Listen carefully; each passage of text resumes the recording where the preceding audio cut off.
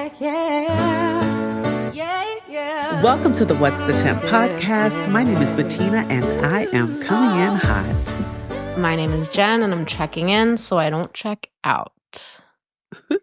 Today's episode is called The Permission Problem.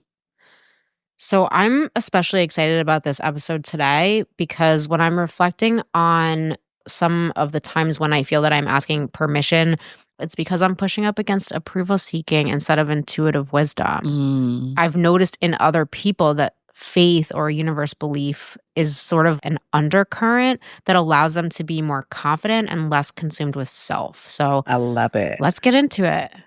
Love that. So let's get into our temp check, Jen. Our temp check today is, what's your waiting for permission temperature this week? Are you asking or are you just acting? That's a good one.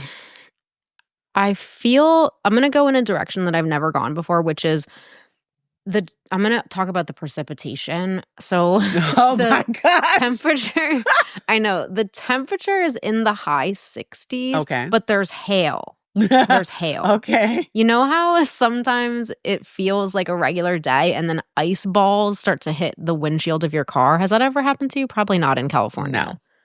No. I've only seen that on the news. That doesn't happen in LA, but you might experience it in Indiana. So there's just a mixture. It's a mixed quality. I love the concept of asking for what is it? You ask for forgiveness. What is that expression? Not permission. It's better to ask for forgiveness than for permission. Yes. When I heard that the first time, that seemed very revolutionary, and I think it still is. The only place where I really feel like I'm kind of under someone's thumb is at work. Mm-hmm.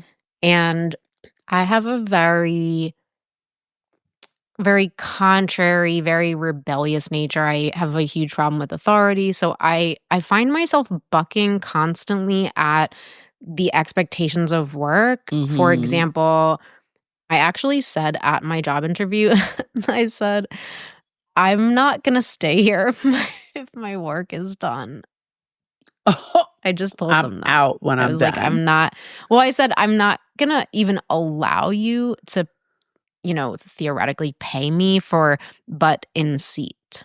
Yeah. Because that's a joke. Like, why is that even a thing? Makes sense. I just always have felt some type of way. It's like, if I got all my work done, I should be able to leave, because wouldn't it benefit the company so much more if then I did something really healthy for me, like go on a walk, so that I can just have a moment to decompress from all of the projects I just completed before picking up my kids? Or is it essential to my company that I go straight from working into trying to cook dinner and do whatever so that my life is chaos? Does that benefit the company? So that's what I just can't seem to fall in line. Yeah. No, I get that. So something that Sarah said one time, we were at the pool at the gym and she had to take a work call and the service wasn't good. Mm-hmm. So she kind of jumped up and ran into the bathroom when they were like, okay, now it's Sarah's turn, and she was supposed to present something. And then when she came back, I was like, what happened? And she was like, I couldn't get the audio and I couldn't present. And I was like, what did you say?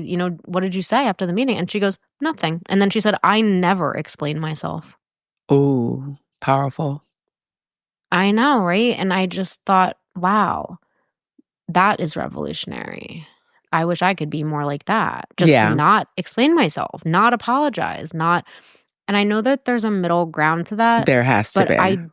There has to be, because there's also consideration and respect and communication. But I feel sometimes like I am asking for permission to take a break or to not be at my desk at 10. Mm-hmm. Or if I'm, for example, let's say I'm stuck on a particular problem, I would love to just bounce out to grab a 45-minute Zumba class, or just bounce out to grab a shower, or to just go for a walk and clear my head, because I work on complex problems.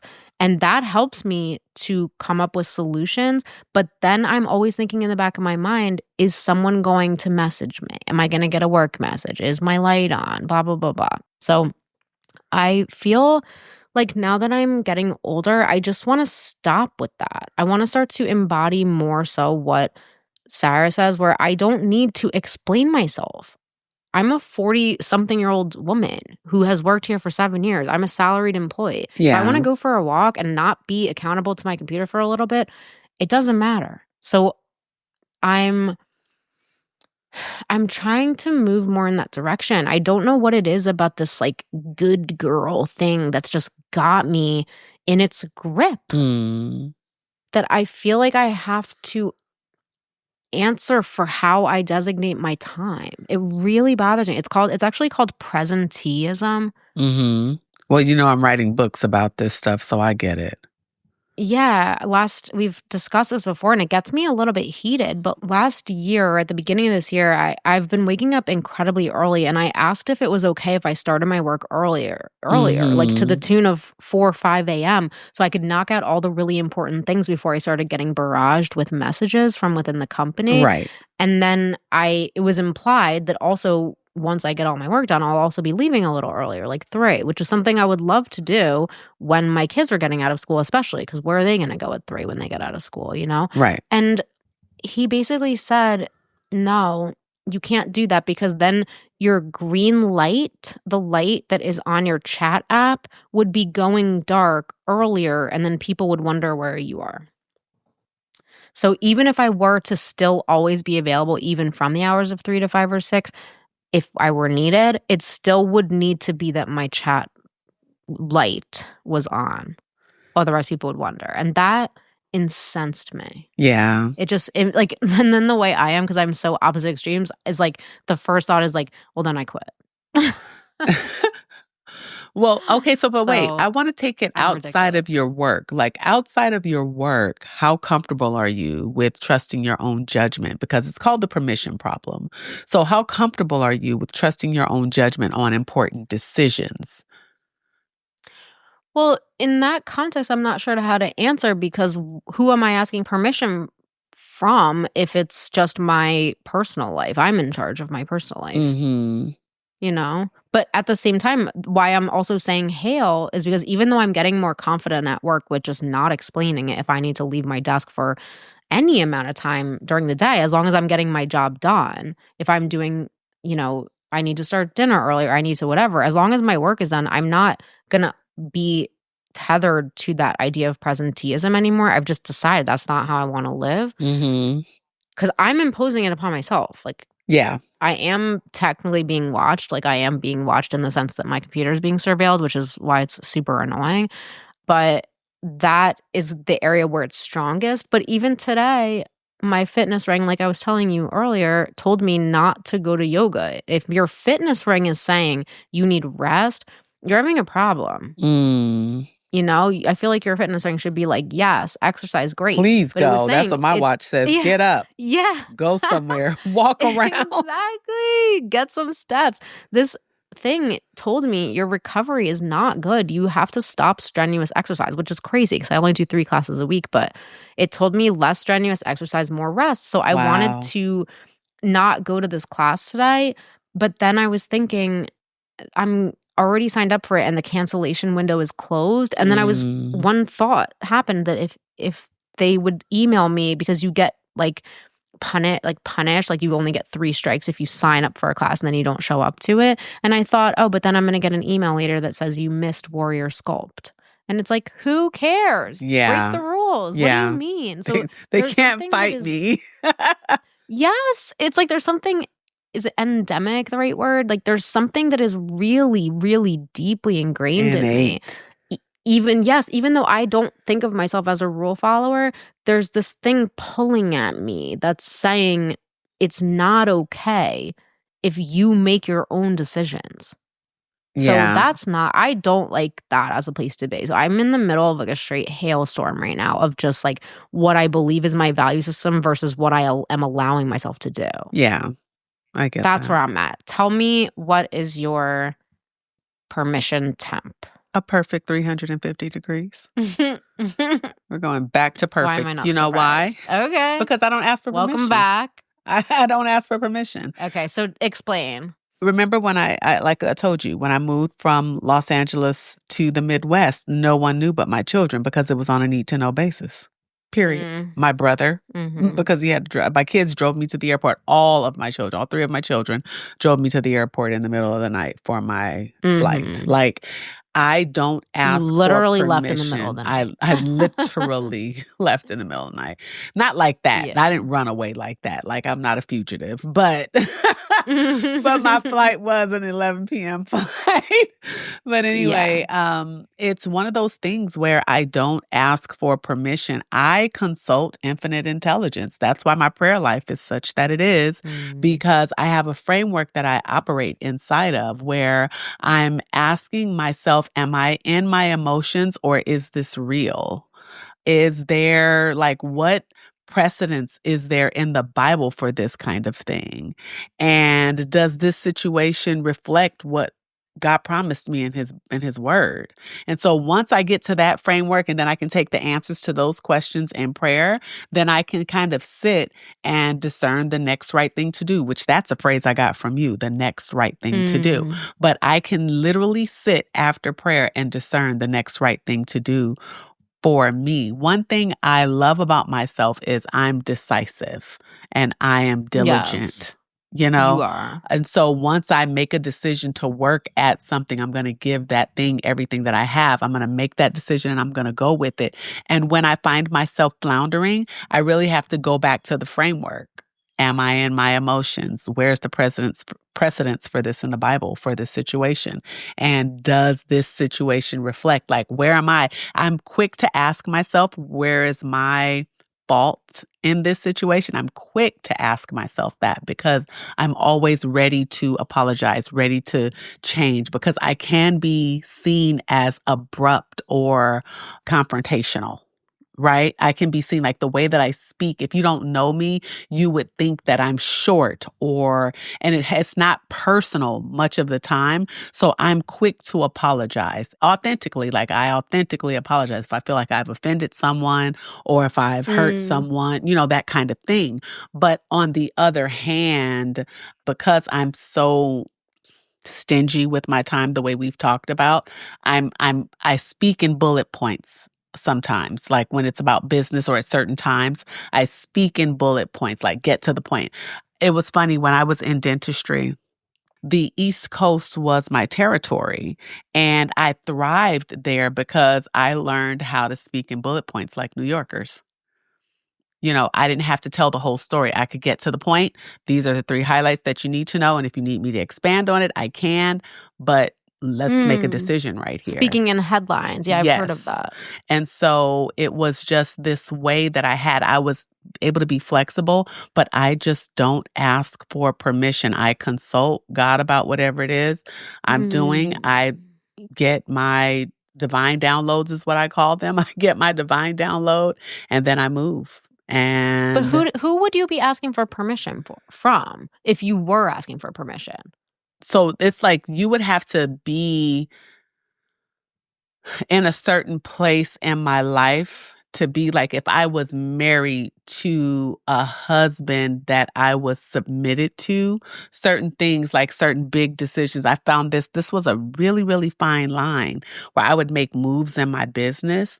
I would make major moves in my business. So that would, cost a lot, like have a major investment, like a $50,000 investment, $125,000 investment from my business, but that was my decision to make alone because I'm the business owner. Now, if there was a possibility for some kind of something that could come back on my family life or that would diminish my finances and not allow me to do what I needed to do for my family, that is where I would have a conversation with my partner. But there's been no one that my permission is from God. Like, God, do I move on this thing or do I not? I don't have anyone. Even when there are things going on in my personal life, like with my children, and you know how I've been the mom that because my friends, we all had kids when the kids were growing up, I'm like, am I crazy or is my kid the only one doing XYZ, right? So we would have these conversations as mothers and it would feel good to make just to know that you weren't alone, that their kid does this thing too. Like they had to throw the Xbox 360 Yeah. off their balcony too. It's not just I me. love that story. But I want to throw my son's Xbox off the balcony. That I aspire to that. I love that kind of so confidence. there was that. But then here recently, I remembered I was going through something and it was something about one or two of my children that was really bothering me. And when I get upset about something, I put on my gym clothes and I start walking towards the YMCA, right? And I put on my clothes and I started walking, but my intent when I walked out the door was to call my mother in California. And then immediately when I had that thought, my thought was, nope, talk to God about it. And I did. And once I got back, so I did my walk, went to the gym, came back, and it was a day I wasn't even supposed to work out. But that's my default. Like, let me burn off this energy, right? But also let me consult infinite intelligence. And when I did, I came back and I had so much peace. And I hadn't talked to a soul. But I had so much peace about that situation, like a peace that would not have occurred had I talked to my mom about it. Yes. So it's one of those things where I'm decisive. I make the decision, I pray about it, and then I leave it there.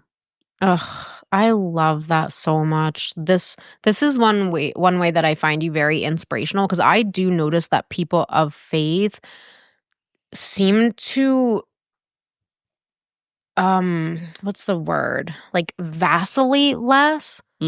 Or there's another really great word that would fit here that I'm blanking on right now, but the fact that you take that time to get right with God and then you move out into action with confidence is really a beautiful thing. That's something that I heard someone in a meeting say, that they go to their network before they go to God, and that they would like to reverse that order. And I identified with that.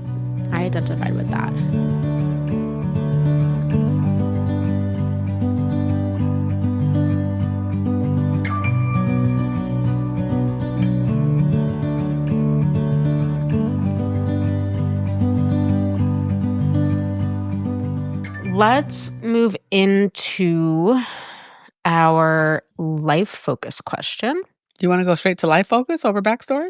Or is it? You better go ahead and jump ahead, honey. Better go right ahead. Oh my gosh. Let's instead go into our backstory. learning when I do want to pick your brain about this one. Lead the way. Learning when to ask forgiveness versus permission. Tell us about it. I've just been that person that felt it was better to ask for forgiveness than for permission. Because, well, you have to think this, I didn't even think that this was smart until I got to business. But as a teenager, we weren't the kids that could just hang out, go to a friend's house, have a night over with friends, that kind of thing. We were kind of in the house. And so I was the kid that once I got out, you didn't see me for, 2 days. I'm not coming back. When I get out, I'm not coming back. Because were you not allowed to when you were younger? No, because we had responsibilities. We couldn't do all that. So no, you weren't girl. allowed to spend the night at a friend's house? Never. Well, Really? no. When you have family members that have gone through sexual traumas, you're never going to be subjected to that. So I've not experienced that because I had overprotective women in my family that had experienced their own level of sexual trauma. And so I thank God for that, because I've never experienced it because of their like, nope, we don't do nights over. Nope, we're not doing that. Your kid can come over here because it's safe here, but my kid's not going over. Or my niece isn't going over. They would not let you out of their sight. No, ma'am. No, ma'am, we're not doing that. And so that was the blessing in it. But that overprotectiveness kind of led to sheltered. And then I had this big personality. I had this big spirit. And so when I got out, how do you think I got pregnant at 16 years old? When I got out, I wasn't coming back. What? And then when you're out there, you're subjected to what's out there. Yeah. that's kind of where that was birthed. But where it was refined was in my adulthood when I needed to make a decision. Even as a corporate employee, I remembered making decisions. For me, perfect was perfect, and anything short of that was not done. And so my boss, the owner of the company, and I would fight. I think we've had this discussion where the owner of the company and I would fight. Like, I would be in tears because he had a good enough spirit. In his mind, it was good enough, but good enough does not meet this prescription sent by this doctor. Good enough does not match the conversation that he and I had. So say the doctor sent in a prescription and the prescription was asking for all these things, and some of it was impossible, some of it was probable, but some of it could absolutely be done. And then I would come back after looking at that prescription, have a conversation with the doctor, and we would get to a level of acceptance. So we're not on the actual prescription. These are the corrections that we've made, but everything that we've agreed to can be done. And then it's possible. And then now you're going to say, because the person on the bench doesn't want to work that hard, that this is good enough, but this is below the level of perfect that we agreed on that phone. And I do not accept that. And so there was always this conflict or this tension. And that was kind of why I came out of corporate world, because it's like, as long as I work for someone else, especially if that person doesn't have a spirit of excellence, as long as I work for someone else, this is always going to be what I'm up against. And that stressed me out, because if I give you my word that I'm going to do that, I want to be able to honor that with everything that I have. And if I don't do it, it's because it was impossible, not because I came to a conclusion that this is good enough. And so did you push them to, I would push the person on the bench even outside of what the owner is saying. Yeah. So even after you've gone to complain. And so what I would do is go back to the doctor and say, okay, so listen, the boss is saying that da-da-da-da-da. So I'm just not going to be the one to disappoint you. And he's like, oh, hell no, let me talk to him, And so then that put the ball back in his court where he would say, do whatever Betina said. So you just went and made those moves. You didn't ask. I made the moves happen. And then after the perfect thing was shipped, I would have to go back to my boss and say, listen, we did a great thing, but why do we have to always fight like this? And he's like, you're making me have problems with my people on the bench. But to me, it was, we need to set a standard here. Good. There's no such thing as good enough. It's either perfect or it's not. And that just made sense to me. Even when it came to moving here, once I made up in my mind, and this was weeks of planning, weeks of ideating, weeks of all these things. And I was just like, yeah, I'm out.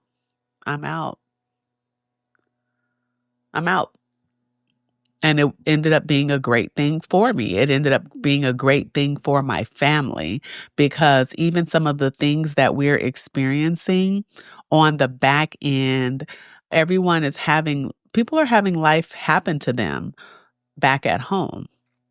And it's situations where I would have had my hands all in their business, trying to help and breaking my back, trying to fix it.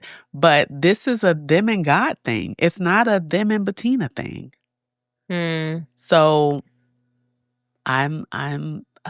forgive me later for not jumping in where you felt that I should have, but this was a thing where God told me to have my hands off, and I'm learning how to do that. And if I had to be so many thousand miles away for me to do that, then so be it. In the earlier example where you eventually just decided to leave that job because you just felt like you were having to force outcomes through, what does it look like when you are in the kind of prayer process, like the deliberation process of, should I leave this job or not? Before you go forth with decisive action, what does the process before that look like? Well, I did not know that I was going to be going into entrepreneurship. So remember, my transition from being an employee to working for myself happened because I would not. Remember, I would not make that decision. It was being offered to me. It was being laid out to me.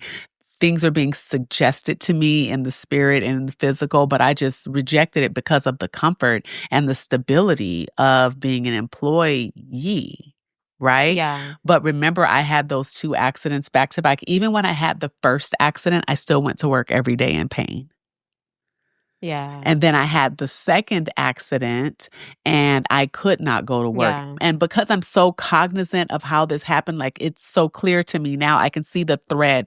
There's a through thread to me of God in this whole situation. And I know that it was because I was rejecting the opportunities that were being thrown at me and that were being shown to me for business ownership. And even though everything that had been spoken over my life, I've had prophets say, that, you're meant for this, you're meant for that. And I was just like, man, that must be for somebody next to me because come on, you know, Hmm. I'm going to go to work and make sure these kids can eat a steak or make sure these kids can go to school. Yes. I don't know if you remember this, soon after the second accident, soon after I sat down long enough to get my house settled, that's when the opportunities for entrepreneurship came. And then it's like, even now, so it's funny, even now, looking at the possibility of having a job, let me tell you who Betina McCadney, I was about to say my whole government name, but let me tell you who Betina McCadney has been as an employee. Like, I've never applied for a job that I did not get. I've never not gone to an interview for a job I did not get. That's just never happened to me. And so Hmm. being in this place now and putting in job applications, what makes me feel like having a job is not for me because I'm submitting applications and not even getting like, oh, we decided to pass. Oh, we decided to pass. That's Yeah. never happened to me.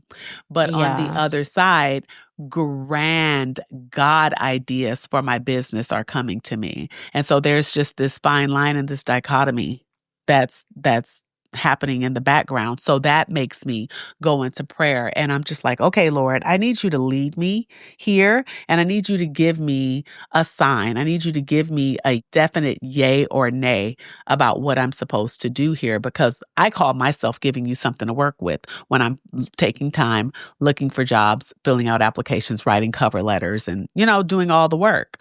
So Hmm. I call myself giving you something to work with.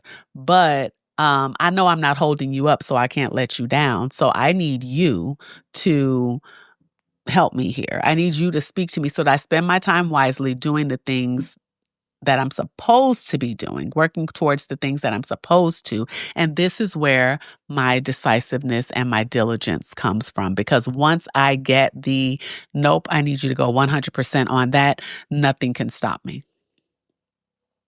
And how do you know about the nope, I need you to go 100% on that? Is that based on physical signs in the world, or is it based on like a message that seems to It's a come through to you? combination. Or It's a hmm. combination because it'll come to me. The same thing will come to me in many different forms. And then I'm like, all right, God, I hear you. So I'll hear a message and then it's like, huh, right? And then I'll hear something else. My mom might say something and I'm like, huh. And then you'll say something and I'm like, okay, doggone it. You know, that's the thing, but it's like when you have that throughway, when you have that thread, it's almost unmistakable. It's unmistakable. And that's where I don't ever feel that I have to ask for permission because I feel there's an inner, even when it's hard and I have to work through, it's almost like I'm paying a price. Remember how we were talking about boxing last week and we were talking about how Bud had to pay the price over all those years to be able to stand on this great stage and have his hand raised in this ring for this major prize because he paid the price all those years to be able to be called the best in this moment. That's what it looks like for me. So I don't, even if it's a little hard, it's like, okay, that's what it is. Hmm. Yeah, that's what I like about what you're saying is that there's a there's kind of a moment where you embrace a certain outlook. So there's different things that are happening. There might be a sign, there's a car accident, there's intuitive thoughts or God messaging that's coming just through voices kind of in your head. Then there's God speaking to you through other people, and you're kind of synthesizing all these things, but then you arrive into a moment of decisiveness and then you don't go back. I don't. I feel like I constantly flip-flop back and forth. I can see both sides. I don't land upon something and then feel confident enough in that something. And I'm wondering if what's missing, and I think I've been wondering this for the past 5 years or so, is what's missing faith? Like, am I too mind identified and not enough God identified? Or universe identified, or whatever. Pick your word that you want to go there. There's this, the faith is the thread that is keeping you stable in knowing, in trusting. I think I don't have trust, so I think I need to keep working. My mind needs to keep working, needs to keep dancing, needs to keep whatever, instead of just feeling like, okay, this intuitive thought, I can get there eventually, but I go back and forth so much, and it's a lot of wasted brain power. And so it sounds nice to just be able to throw it up to God. It just that idea really appeals to me. And I think the key at that I feel like a lot of people miss is the peace in the meantime. When I don't have peace about something, that means that something's out of whack somewhere. I'm off, something's off, I'm in a wrong place, I made a wrong decision, something's off. But I could be in an uncomfortable situation and still have peace. That's what they call the peace that passes all understanding. Like, it doesn't make sense that I could be in a place that I'm uncomfortable physically, but mentally and spiritually I'm fine. Yeah. That's, I think the way I'm taking notes on the way you're navigating your internal temperatures. So when you are arriving at the perspective that you need, the predominant feeling is peace. Yes. And not a feeling of being unsettled. So then you're there and you're ready to move forward. Right. So you never ask for keeps permission. me You're going. saying always forgiveness is the best route. For me. Yeah. For me. And if I've trampled over some toes, I'm quick to ask for forgiveness. I'm quick to it, and I feel that it's important. This only works when people know your heart. I want to go to the conversation that you and I had this morning. I'm breaking the third wall, but only a little bit because I don't want to tell the business. But you can tell it. I'm an open book. So because Jen will tell you guys all the business, honey. I'll tell you anyway. But if you're going to do it, game on. I was not going to do it. But Jen and I had a tough conversation because I was feeling some kind of way in the editing process for another episode. For last week's episode. And I was all emotional and I'm texting her late. But then 11 p.m. But then this morning we had a conversation about it and we got through it. But the beautiful thing about that conversation was the basis is we're family and neither of us are going anywhere. So we could have the conversation, reach a level of understanding, even ask for forgiveness for, okay, I was in my emotions and I probably shouldn't have said that, and I probably should have just called you instead of texting you, or I should have waited till this morning, or whatever it is. We can get to a level of understanding. We can forgive each other, but it's like you have to know my heart for us to get there. Makes sense? So when I'm at the people that I'm asking forgiveness for, they know my heart. They know my intentions. They know my love for them. They know my passion. They know how I am. And so the only way that request for forgiveness would not be accepted is if it's someone that should not be in my sphere anyway. We don't have that basis, whatever it is, that basis of friendship, that basis of adoration and respect. Of trust. That through line of trust is really jumping out to me right now, because what I'm gathering from what you said is that the only entity you're asking for permission from is God. That's it. That's where the permission piece begins and ends for you. Mm-hmm. Whereas sometimes I feel like I'm asking for permission for my very existence in a way. I feel like sometimes I'm asking permission to voice my opinion. Sometimes I'm asking permission for things that should be my rights. And I think last night is a good example in that way. And I'm glad you brought it up, because when we're talking about how the undercurrent was trust, that was what was getting me through going to this yoga class this morning and feeling like, ugh, I have to have a difficult conversation now because you text bombed me at 11 o'clock at night, which then causes, and with some like, you know, whatever, some complaints. There was a top note of condescension. Like there was like some emotions there, like you said. And I'm like, I woke up at 1 just because I sleep horribly. And I'm like, seriously? And then that makes me, because of the type of brain I have, that makes me start to like respond in the moment. And I'm like, well, here's what I don't like about what you said, to the extent that I actually even wrote it down in my phone. So I have a thing in my phone right now that was written at 1:30 a.m. that says things I don't like, because I'm trying to now work through my process. And then I even started typing to you a couple times at 1:30 a.m. And then I'm like, nah, that's not how this is going to go. Yeah. You did that. I'm going to leave that over there. And I'm going to attempt to go back to sleep. But now I'm getting a text message from you this morning, like, we need to have a chat. And it's like, yeah, we need to have a chat.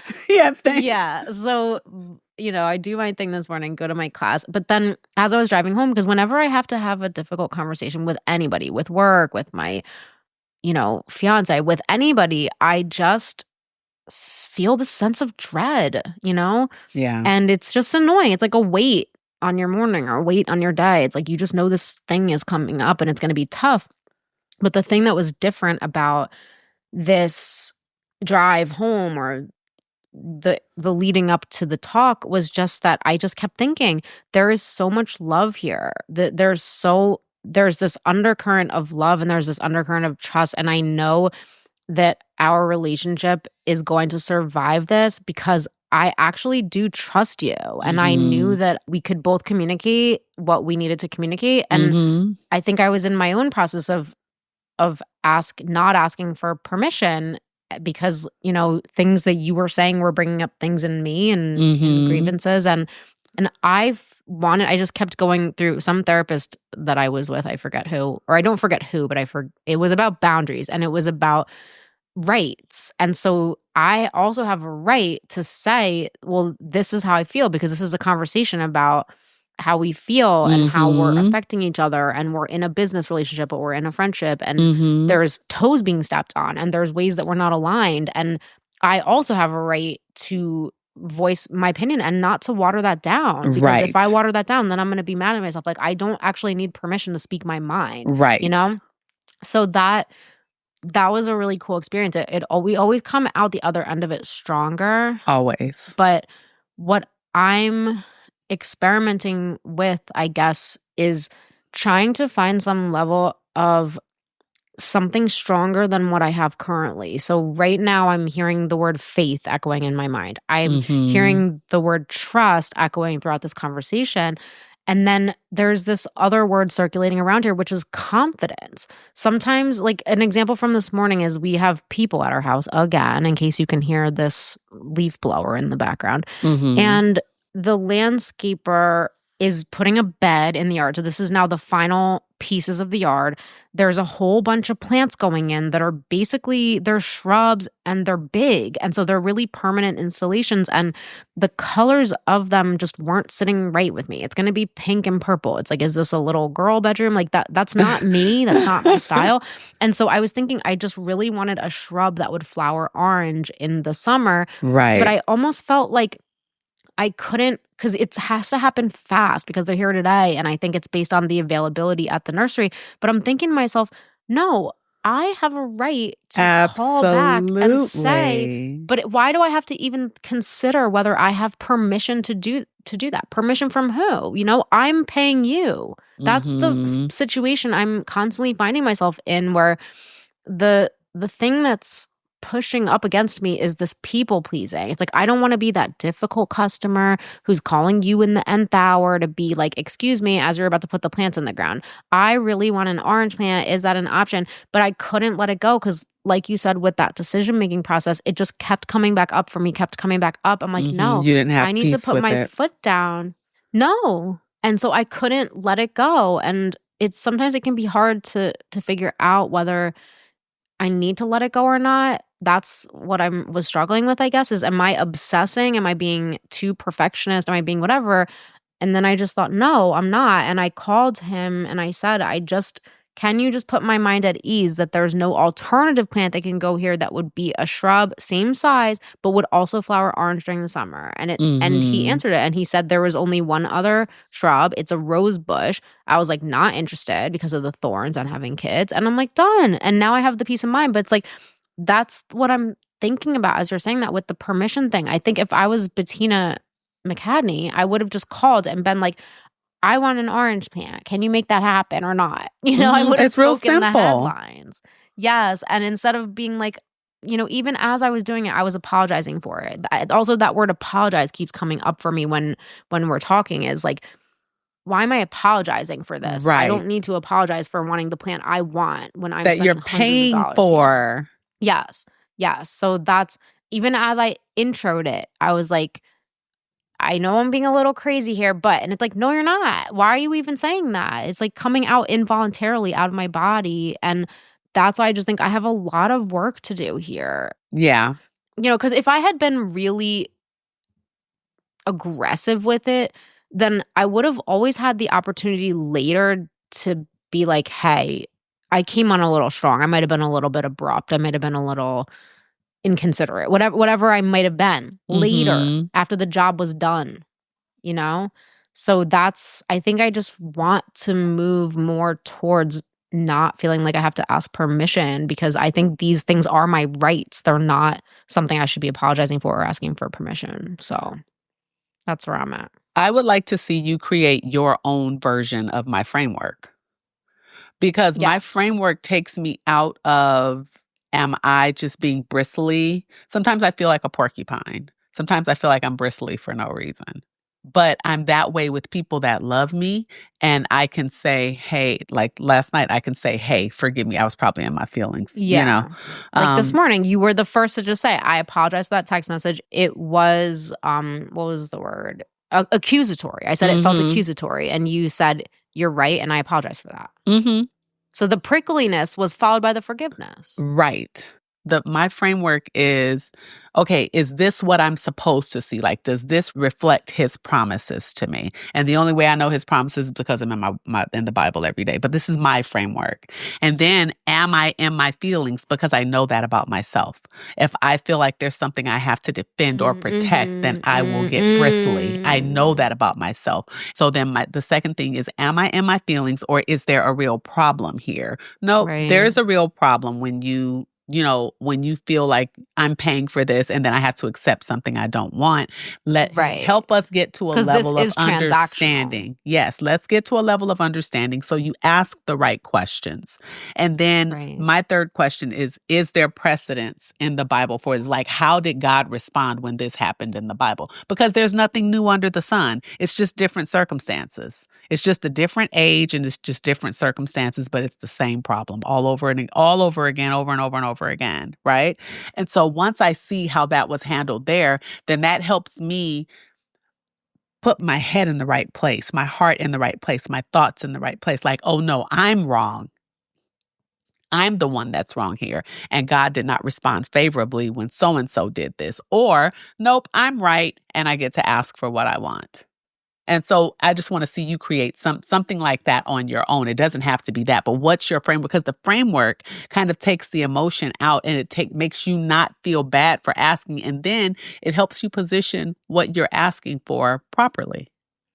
Yes. So I don't have the biblical framework. So my question for you would be, can you define what he promised to you? So when you're thinking about, is this conforming to what he promised me? What did he promise you? So the Bible is laden with promises. It's laden with promises of peace, of joy, of a good expected end. And so if I was looking at a relationship I'm in, and I'm like, okay, does this fit what he said about exceeding abundantly? Does this fit? Is this person a leader? Does he bow only to God? Because if he loves God more than he loves me, then he'll love me properly. But it's like, these are the things that I had to see. And that's why I said, when I'm looking for precedents. So if I can see that, then I can say, yeah, it's probably time for me to walk away, because he doesn't have a prayer life. And if he can't love God, he can't love me, because he can't have anyone dropping insight to him about all the nuance and my idiosyncrasies and how to love me. That has to come from someone who knows me inside and out. And I'm so multifaceted, it's going to take you a cool minute to learn me. But if you know how hard I love and how completely I love, then it's to your benefit. Plus, you get all these other great aspects of who I am.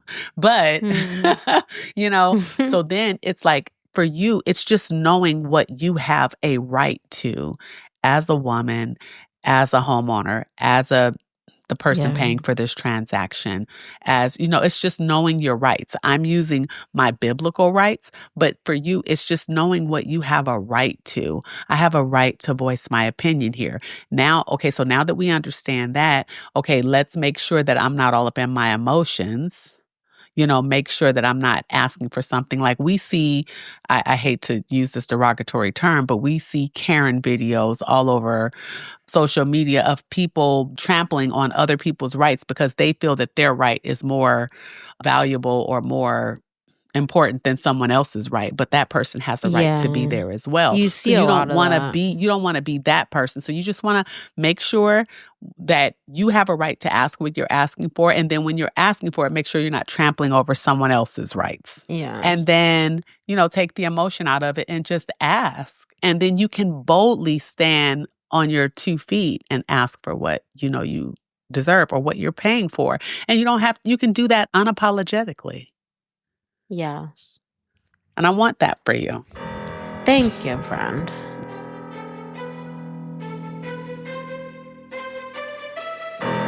Please do not get in my way. You cannot drive in my lane. Tires is burning the paint. You don't have nothing to say. This is how legends are made. I know I got what it takes. And I'm not pumping the brakes. And I'm not pumping the brakes. This dovetails perfectly with our life focus question, which is distinguishing between wisdom seeking and approval seeking when to trust your own judgment. Mine is pretty fast, as these ones usually are, but what I'm noticing here is that there's some approval seeking that is sneaking in, that is pushing out what should be my rights. So I am meant to have agency as a consumer, and as someone who's paying you, there is a hierarchy here. Right. And you're performing a service for me. So for approval seeking to be coming in is not logical at all here. This is completely transactional. I should be able to ask as many questions as I want and not to worry that I'm bothering you. Because sometimes I think I'm like, am I difficult? Am I whatever? No, I'm paying you for this service. And I also think I'm exceedingly reasonable. I don't actually think anybody would describe me as difficult, but if they did, that's on them. That's the place that I'm trying to get. And then with the wisdom seeking piece, because I'm trying to differentiate between wisdom seeking and approval seeking, when to trust your own judgment, the way that I'm currently trusting it is my mind at peace? Because sometimes my mind will keep going until I just asked point blank, can we switch it out with this other plant? No? Okay, cool. That's all I needed to know. Right. Then I'm at peace. So I am learning to trust myself.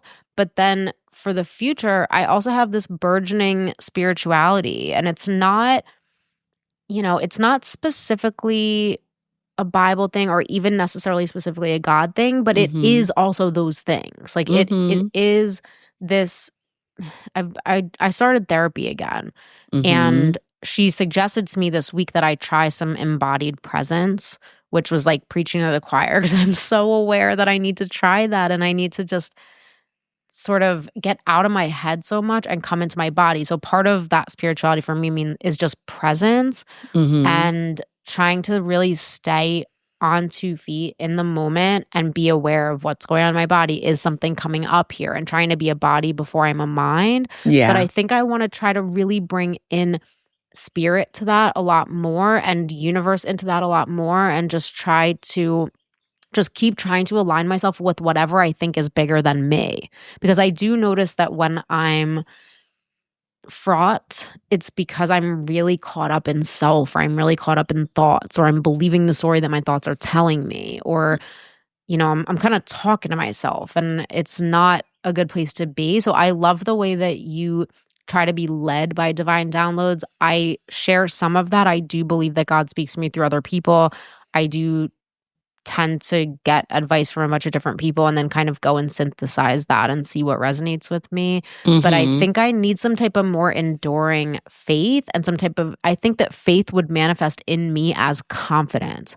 That's what I think. I think if I had a greater faith, I would have greater confidence in my actions, because I would feel that I'm being God-led or universe-led. So it wouldn't be so much pressure on me, Jen.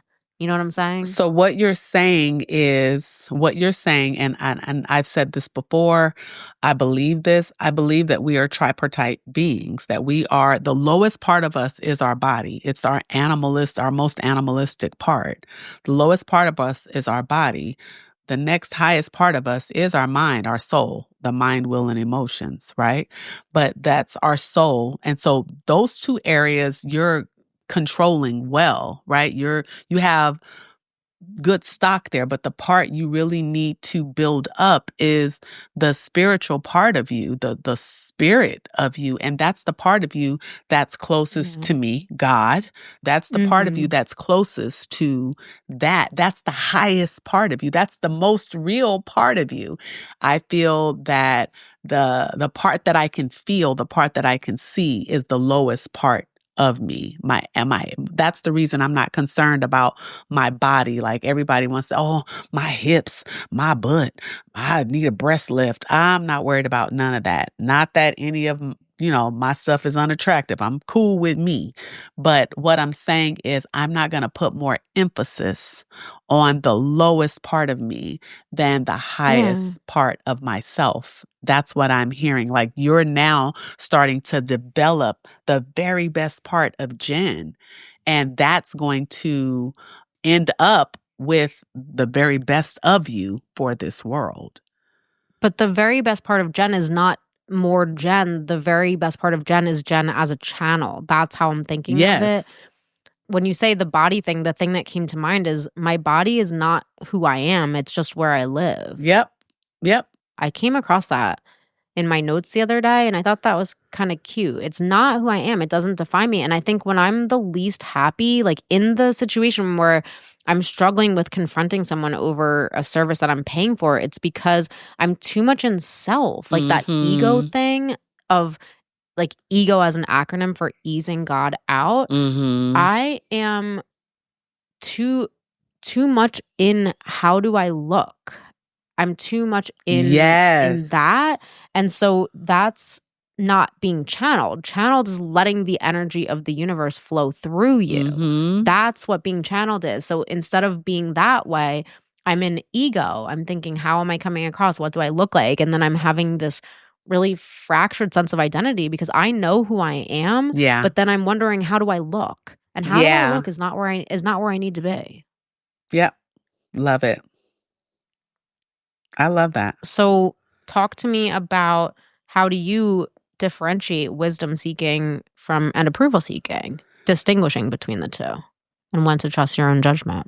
I think that there's a fine line to walk here, because I believe that there is safety in wise counsel. So I can't be this lone ranger throughout the bulk of my life, making all these brash and rash and heavy, huge decisions.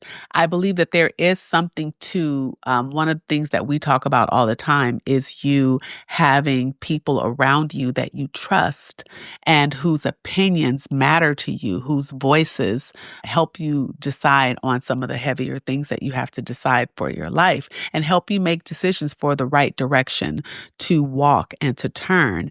And I believe that there's a benefit there. I feel that there have been times in my life when I've had good counsel. I feel that there have been times in my life when I've not had good counsel. I feel that I'm not in that space right now. I have a couple people that I trust with what's going on with me, you being one of them. I have a couple people in my world right now that I trust with what's going on with me. There are some people that I filter certain things to because I trust them up to this point. But then right now, I feel that I'm just in this place where God has you in a little bit of a cocoon because the best part of me is ready to emerge. But there are some things in me or things that I used in a lower phase or in another stage of my life that can't go with me to this new stage. So that stuff kind of has to be weeded out as I'm learning and as I'm in prayer and as I'm starting to see, as my eyes are being open to see more of me, right?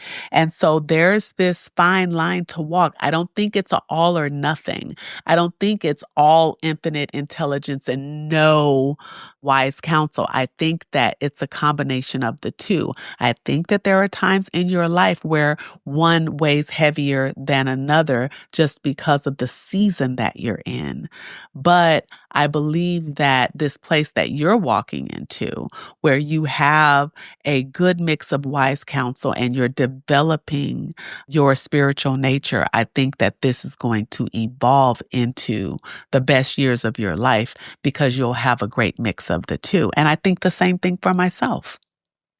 Yeah, it's not all or nothing. It's not all or nothing. I don't think it's one or the other. I don't think that. Yin yang. Yeah, I believe that.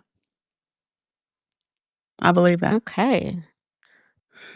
So I was going to say, let's get into our recipes. Oh, yeah, come on. Let's go with it. Okay, let's do it. I don't even think I have a recipe, but let's go. Well, that's perfect because today is no recipe. Cooking by instinct and taste.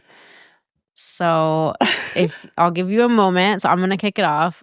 Okay, go. I tried this last night. So I'm still new to cooking. I've been doing it for over 20 years, but I still feel really new to it. Mm-hmm. So I tried last night setting my oven to 350. Oh, why? You better go because ahead. I wanted to try, instead of saying, okay, everything's a different temperature. I was cooking asparagus. So here was the dinner: asparagus, salmon, and mashed potatoes. I was going to put teriyaki sauce on it.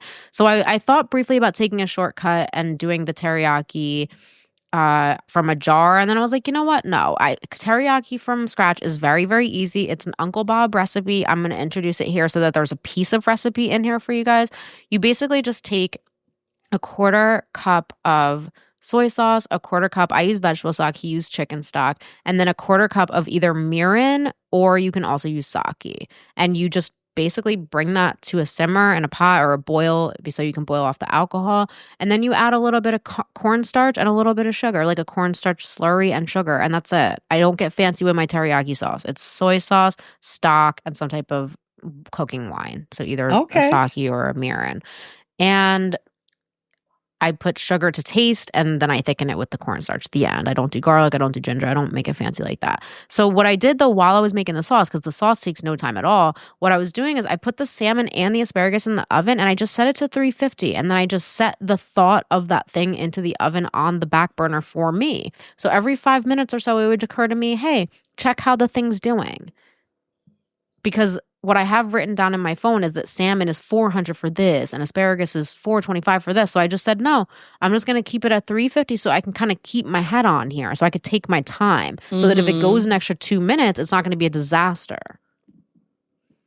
And it worked out really well. The asparagus actually came out perfectly. Okay. Yeah, and then the salmon needed a couple extra minutes, but it wasn't like I'm on this hot and fast. Like I was able to give it 5 minutes and then another like 3 or 4 and it was all good. So I'm working towards just becoming slower in the kitchen and just taking my time. So I turned everything down to 350 last night. It was amazing. Everything came out really, really well. And it just allowed me to cook by instinct instead of always looking up stuff all the time. I love it. I'm going to do my no recipe. It's something that I want to make for dinner tonight, which is fried fish. I'm going to make some fried fish.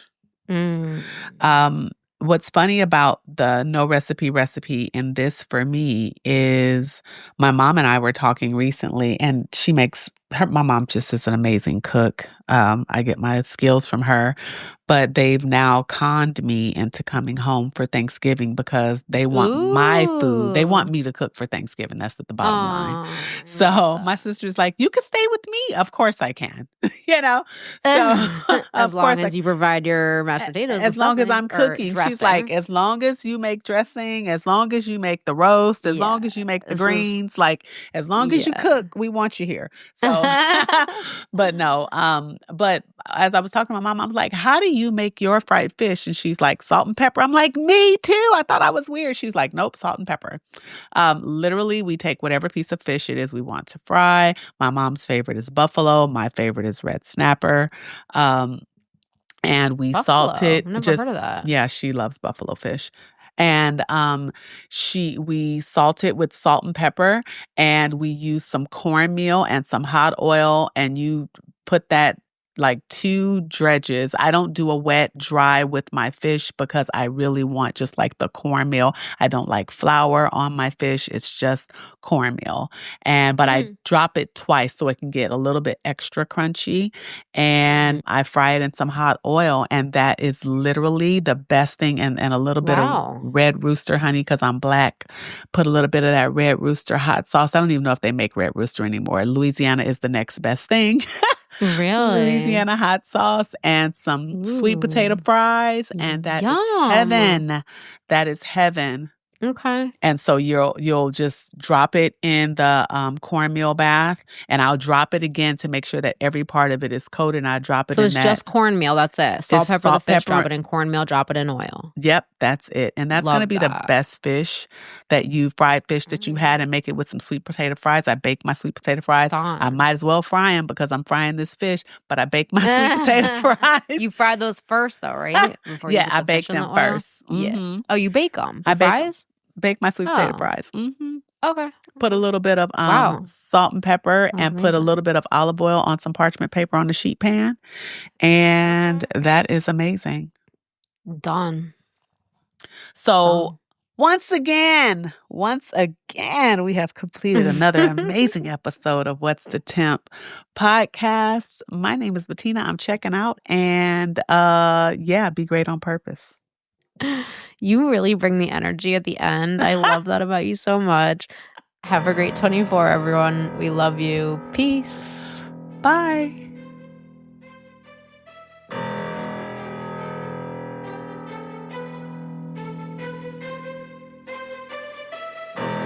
Please do not get in my way. You cannot drive in my lane. Tires is burning the paint. You don't have nothing to say. This is how legends are made. I know I got what it takes. And I'm not pumping the brakes. And I'm not pumping the brakes. I'm too competitive. I like the narrative. I don't know best in the league. Who you comparing with? That isn't competitive. Top of the throne, it is me. How you moving so when it's speed? I just been bringing the heat. I just been bringing the fire.